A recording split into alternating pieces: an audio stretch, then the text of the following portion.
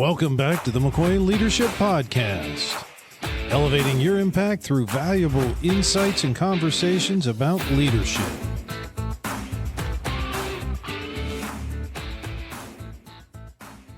Welcome back to the McCoy Leadership Podcast, and today we have Alan Lazaros with us, Alan is a co-founder of Next Level University. Alan, thank you so much for taking time out of your day to spend with our listeners. I gave probably briefer than I ever do introduction because I really want you to tell us your story and how you ended up becoming the co-founder of the Next Level University. Yeah, first and foremost, thank you so much for having me. Gratitude first. I think that's really important. I do not take it lightly to be here. I think speaking into the lives of others, first leadership lesson right out of the gate, is a privilege that needs to be earned. And I don't want to waste anyone's time. So regarding my story, I think it's important to know the messenger, not just the message. I will give you the message first and then tell you about me. So 11 years ago, I got in a tough car accident that sort of rattled my life.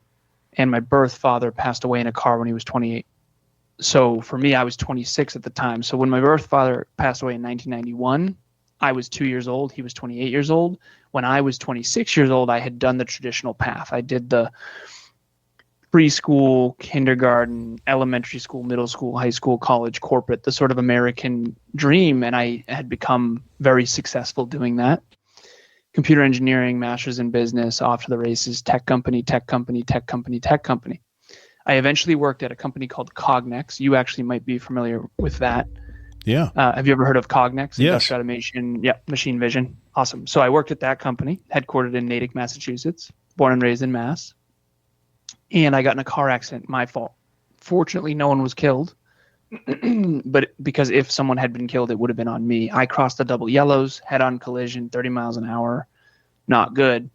Fortunately, I was driving a 2004 Volkswagen Passat that I called the Tank. German engineered steel trap of a car, totally saved my life. Airbags deployed. The other car was a lift-kitted pickup truck, so they were okay too.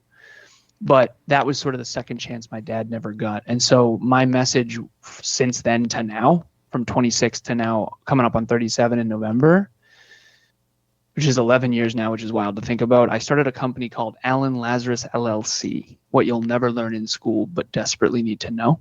That was my tagline. Good luck getting speeches at high schools and colleges with that.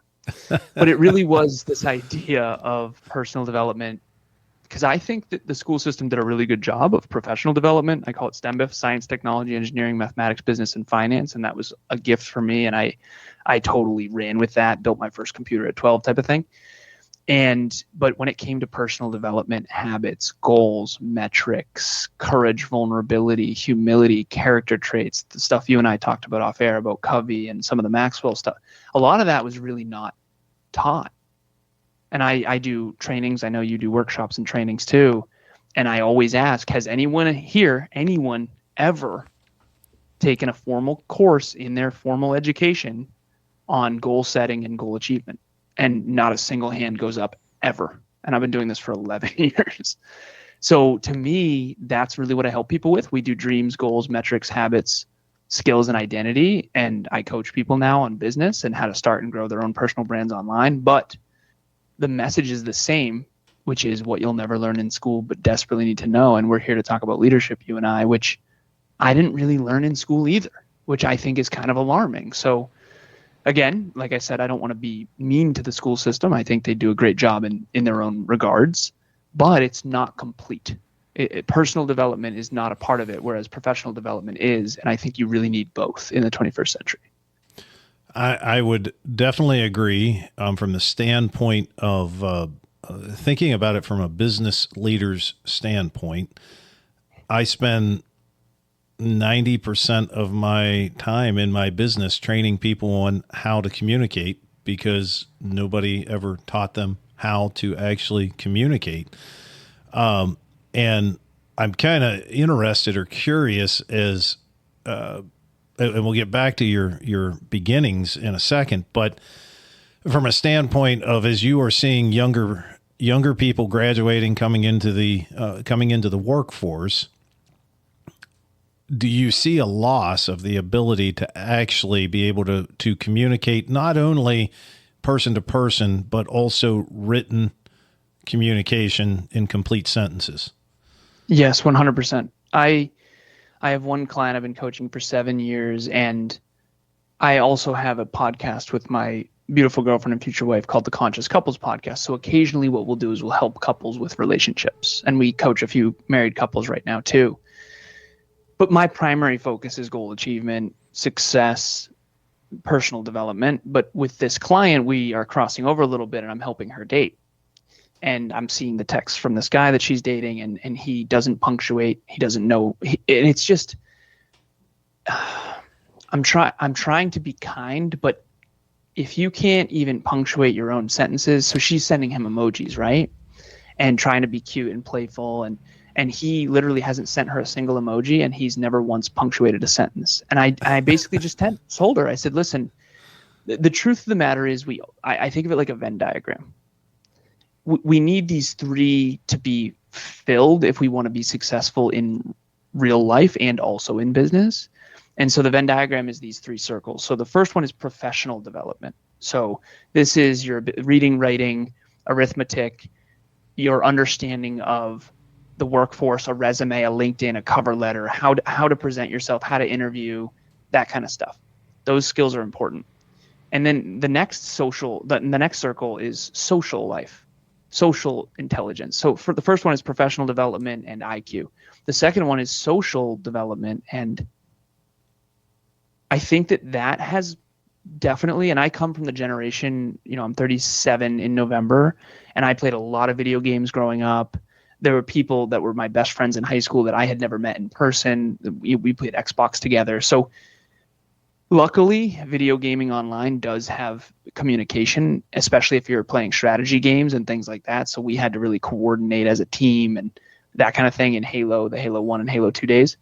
But the social skills necessary to be successful, I have seen, are lacking. And then the third piece of this is EQ, which is self-awareness. So I see it as personal development, which is knowing yourself, professional development, which is knowing the economy and business and how it all works, and government versus B2B, B2C, B2G, and then the social skills. And if you have really good social intelligence, you have really good emotional intelligence and self-awareness, and then you have really good professional IQ, intellectual quotient, you are a very powerful human being. You're a powerful leader. Some leaders are all heart and no stick. Some are all dictators and no heart. And I've found, I have a 19-person team, so I'm not just talking. I've found that I am usually overswinging on one or the other. And I call my chief officers, me, Christina, and Kevin, I call us the three cowards, playfully, because none of us want to be bad cop. And eventually I had to step up as CEO and be bad cop and do the firing and basically call people out for not honoring their word and not being in alignment with the core values of work ethic and humility.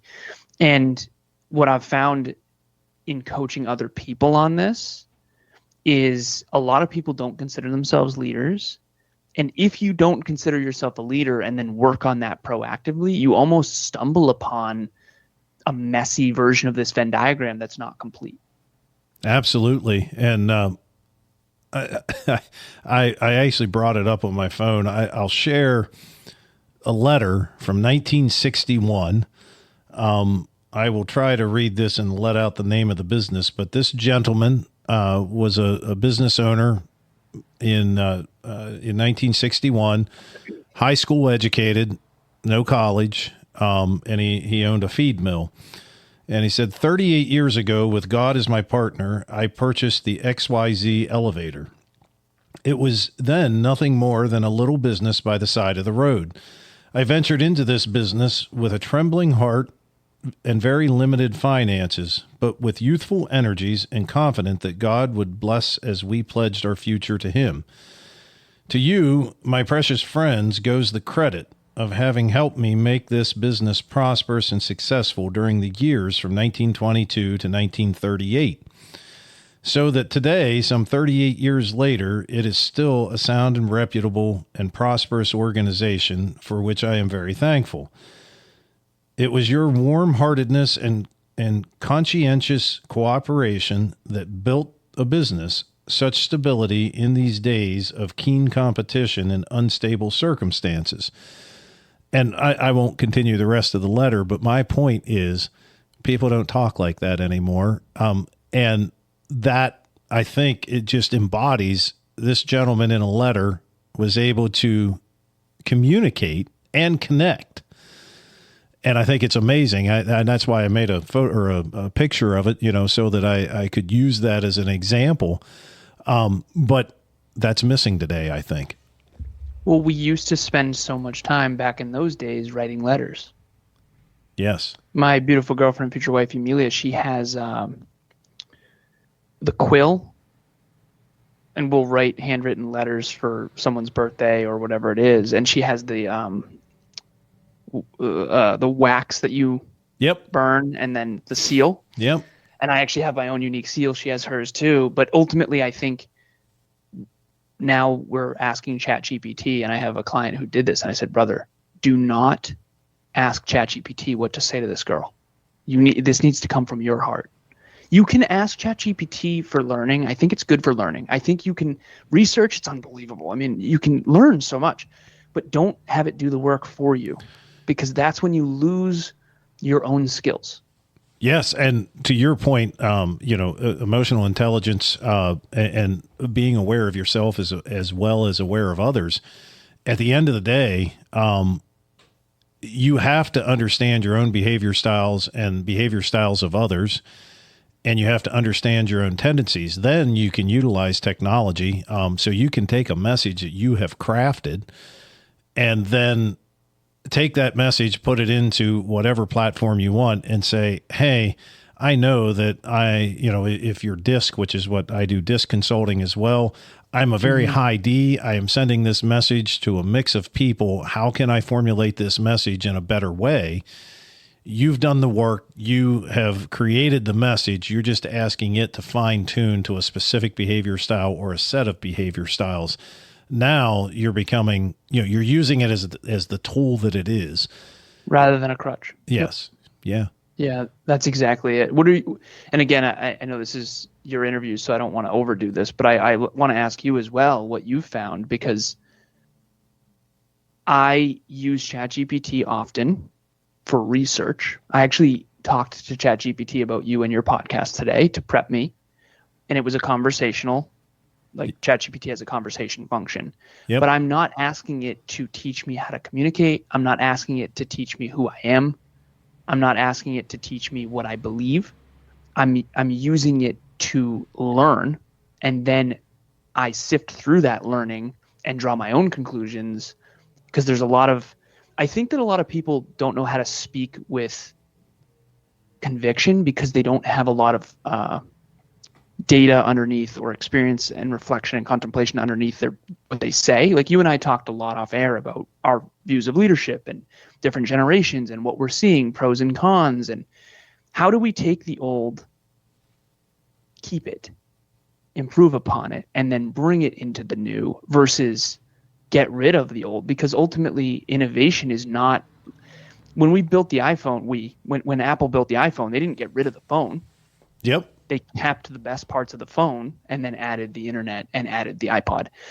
And I think that that's what innovation is supposed to be, both within ourselves and within. So I'm a computer engineer, so I always say I'm Alan version 3.6. In November, I'll be Alan version 3.7. And Alan version 3.7 will be much more upgraded, but I'm not going to get rid of Alan 3.6. I'm going to upgrade him. Yeah. So, a couple of things. You keyed in on how do you keep the old and improve upon it, as opposed to just getting rid of it. And the interesting thing is, I have a book on the shelf called The Plant Executive's Handbook, and it's from 1952. I've referenced it in other podcasts, and it is so fascinating to read that, because 1952, post-World War II, very much from a leadership standpoint, they told you as a plant executive, you tell people what to do, and if they don't do it, you fire them. That's that. Interestingly, kind of thinking about that, Stephen Covey talks significantly about this in an interview. In a past life, I was also a Covey facilitator. But he talks about the fact that prior to 1900, all of the leadership work that is out there really talked about how do you improve upon self, how do you make yourself a better person, and then hence become a better leader. About 1900 or shortly thereafter, all of the work started to be more about how do you manipulate, how do you get people to do what you want them to do, rather than how do you engage them or how do you excite them, and it's kind of fascinating, and still very much of the leadership work that is out there today talks about how do you manipulate. And leadership should not be about manipulating. Leadership should be, I'm going to tell you a story about myself and the things that I've learned through this experience. Same thing with leadership training. So we do several John Maxwell leadership trainings. I don't call them that. I'm licensed to utilize all that content, but I also tell it and utilize it in a way that allows me to tell my story, which connects with people, tell them what I've learned, what my insights are, and then here are 5 principles that we have found to be true. Yeah. So interestingly, when you talk about leadership and you're talking about what do you keep that's old, the principles have never changed. The principles never will change. That's the definition of a principle, right? But how we interact with it may change. So, I encourage people just to take ChatGPT for an example. And when you're engaging with it, go beyond. Don't just say, hey, where's the closest restaurant? But a better question would be, here are the foods over the past year that I have enjoyed eating. Where is the closest restaurant that would give me the type of food that I enjoy? And all of a sudden you're going to get a different answer. I have for years utilized different services out of India, virtual assistants, and I still utilize them. Whereas some of these things you would say, well, you could get GPT to do this for you. You could, but they don't have the history. Now, someday maybe I'll put that history in there, but I can call my virtual assistant and say, hey, I'm traveling to San Antonio, Texas. I want to find 5 coffee places. I don't have to bother to tell them what I'm looking for in my coffee. They know what I'm looking for and they find it. Nice. So I think when it comes to principles, they don't change. It's just how we interact with them or how we get to them. And then, when we get to technology, which I think is a little bit different, with technology, it's okay to throw away and go to the new thing. I have been a proponent of technology since, the very beginning of computers, really. Well, not the beginning. They were way back when, but the beginning of personal computers. And every time something new comes out, I'm pretty quick to jump on and say, I'm getting rid of the old one and I'm going to use the new one. I didn't forget the stuff that I did. I still program in Visual Basic and Visual Basic for applications and some of those things because it's familiar to me. And so I continually learn, but I think when it comes to technology, there does come a time where you got to say, that old computer can't do anything for me that this iPhone can't, for instance. And now I can replace my Windows 95 with an iPhone, right? Yeah. The skills you take with you, though. And the other thing that came up for me while you were talking is human connection in the world of AI and the world of technology, and it's an exponential. I mean, I really don't think, and again, I'm a computer engineer, so I was mining for Bitcoin in my dorm room at Worcester Polytechnic Institute when I was immersed in tech since I was a little kid. And I don't think we fully understand how ridiculous the exponential growth curve of tech has become in the 21st century. Like the last 25 years have been pure insanity of exponential growth of technology, Moore's law, all of that. So, and I told this to my business partner because we work with 117 podcasters and business owners, and we're still only an adolescent. We're 8 years old. So in business, we're an 8-year-old business. And we're not a toddler anymore. We're certainly not an infant. So we gotta step up here. But with 117 podcasters and business owners, what's going to separate us? And I told Kev, I said, in the world of technology and AI, human connection, community, and human-to-human interaction is going to be paramount. Because that's the thing that everyone is going to crave. We have a deep, deep need for belonging and for community and for connection. And so I told Kev, and Kev's really good at this. Fortunately, he's a great connector. He's what I call a super connector, super communicator as well. And everybody likes Kev. They don't like me as much. But I always say this: they need to like you, Kev, and they need to know you have my standards. But anyways, so that's what we're focused on at our company more than anything. We have communities and sub-communities of real people in the real world, and we have private WhatsApp groups for fitness. I have a book club I've been doing for 5 years where we read books like The 7 Habits of Highly Effective People and things like that. That was one of the 23 books we've read. And I do a monthly master class as well. And I'm bringing these people from all over the world, all different cultures, all different industries, all different backgrounds into these virtual settings where we connect on a deep human level and where we can be vulnerable and honest and talk about some of the taboo topics that a lot of people don't talk about. And then we wonder why we suck with money or we suck with relationships. It's like we don't talk about our struggles. And when you don't talk about your struggles, you don't solve them, and you certainly don't get great ideas from other people. And it's like the things we talk about are usually the things where we get really good at them. And growing up, we didn't talk about these things. Like nobody taught me finance when I was a kid. Yep. Nobody talked about money. It was just this unsung thing that you don't talk about. And then you become an adult and you realize like, wow, I really could have used a finance course or a fitness course or a goal setting course. Like nobody talks about their goals. Like you're not allowed to talk about that because it comes off pretentious, all kinds of stuff. When in reality, I think the leadership frame is how do I influence and impact others? And then there's the question between positive impact and manipulation that you mentioned. It's like, what's the difference? Well, I think it's intent, and then it's the approach, and it's also consent. There's something called covert emotional manipulation. Everyone can look this up. Covert emotional manipulation is I'm going to trigger you on purpose, get you uneasy, and then you will look to me as the leader because I have pretend certainty, which is really just my ego. And, really terrible leaders have done that over the years to manipulate people. And you mentioned one, we were off air and you were talking about someone you knew who was in the bunker with Hitler at the end, and someone that you knew when you were a kid. And so at the end of the day, human connection, community, and belonging is what I do believe is going to be the competitive advantage in the 21st century, because I think that's what everyone craves the most deeply, because we're more connected than ever, but we're feeling less belonging than ever. We're more connected to the internet than ever. Yeah, exactly. We're not connected to each other, just to clarify.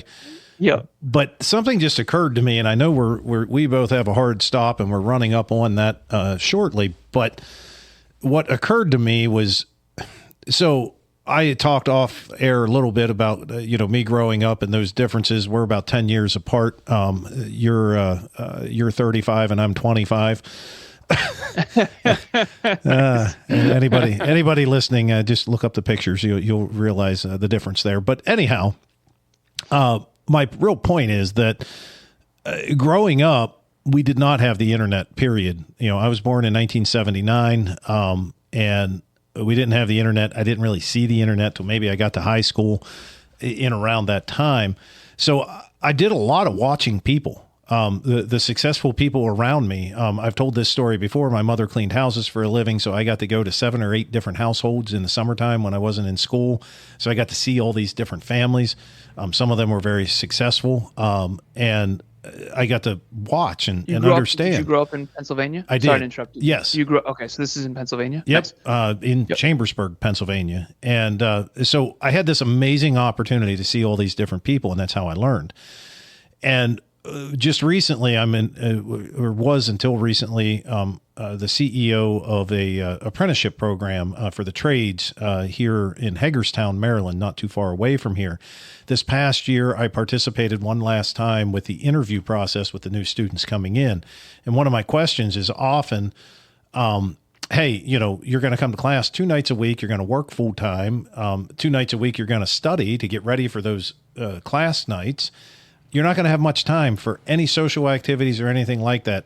Are you okay with that? And several of these young individuals, they said, yeah, I'm good with that, because everything I do socially, I do on my phone. Mm. And So as you were just talking, it hit me. I mean, for all of our listeners, and normally I don't come out saying something on the podcast. It's more about where you're at and what you're doing. But this turned into a great conversation.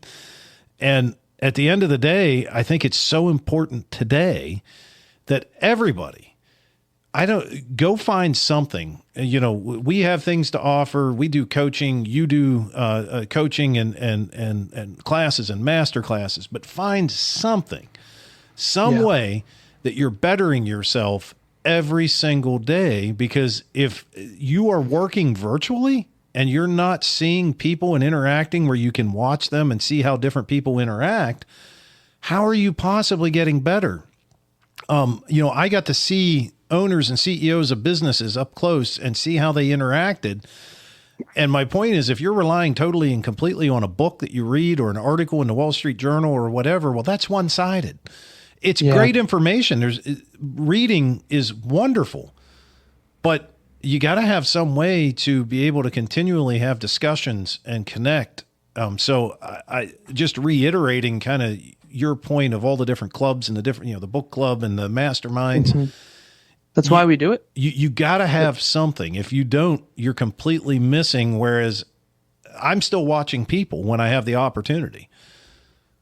When we do book club every Saturday, I always say it's my favorite place. I had, I think 9 or 11 people in there, something like that. This last time, it's not huge. Some people come in and sometimes it's 30 people. Sometimes it's only 10. I like the smaller groups because I learn from all these leaders. These are people from all over the world, all different walks of life. But mentors and coaches is what came up for me when you were talking. I've had dozens of mentors in my life and several coaches. And the difference between a mentor and a coach is one of them you pay. Yep. Which is why I was a mentor in my early career, because I didn't get paid. But if you don't have the in-person mentors and coaches, or at least virtual video, Zoom video, it has to be on video.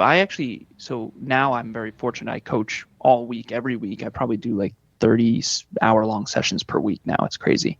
I have one actually right after this. I think it's a podcast, then a coaching session. But when I coach couples with Emilia, it's us and them, and it's 4-person sessions. And sometimes she leads the tech on those because this is my office, that's her office. And sometimes she'll be moving the screen to try to pull up her digital notes while we're coaching. And I'll say, sweetheart, I need to see their face. I'm looking at the micro expressions. I'm trying to see what's landing and what's not. Right now you're nodding because you're in this. We're in this. We're engaged. The social skills on the internet, if you want to impact people all over the world, there's 195 countries on planet Earth. There's 8 million people. There's 5.65 billion on the internet. And unless you're going to open a gym that can only access people within the town and then surrounding towns, if you have an online business, which is my specialty, you're going to have to get unbelievably good at leading people on the internet. I talked to you about this off air. I do think that is the hardest thing ever. And the most important, because you can impact people all over the world. You can scale. You can reach people. And again, there's 8 billion people online. It's going to be more and more people have access to the internet every single day, thanks to Starlink and some of the new tech. And so if you can impact and influence people on the internet through audio and video, and then eventually virtual reality, that kind of thing, you're going to be a very powerful impact for others.